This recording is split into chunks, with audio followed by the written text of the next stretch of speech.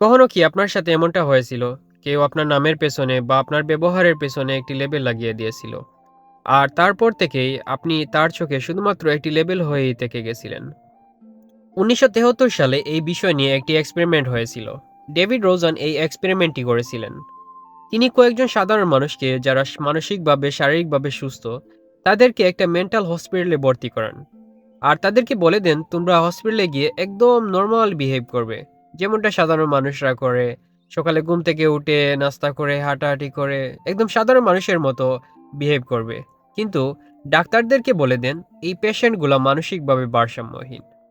So ওর কথা শুনে ডাক্তাররা বিশ্বাস করে নেয় এবং ওই লেভেলেরই একটা চশমা পরে নেয়। এখন ওই সাধারণ মানুষগুলো যাই করে না কেন, ডাক্তারদের কাছে মনে হয় কোনো না কোনো অ্যাংজাইটির কারণে ওরা করতেছে।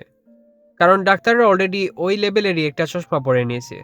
ডাক্তারদের চোখে ওদের কাজগুলো কোনো প্রবলেম না। প্রবলেমটা হচ্ছে তাদের পুরো ওই চশমা, যেটাতে ওরা ভেবে নিয়েছে যে ওরা হচ্ছে মানসিকভাবে ভারসাম্যহীন।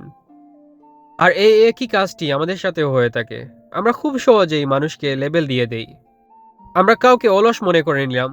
এখন ওই মানুষটা অনেক পরিশ্রম করে একটু যদি রেস্ট নিতে চায়, তাহলে আমরা ভেবে নেই ও কাজ ফাঁকি দিতেছে। বা কাউকে বেয়াদব মনে করে নিলাম। এখন ওর ব্যবহার যতই ভালো হোক না কেন, আমাদের মাথায় ও বেয়াদবই থেকে যায়। আমাদের এই লেবেলের খেলা থেকে বের হয়ে আসতে হবে।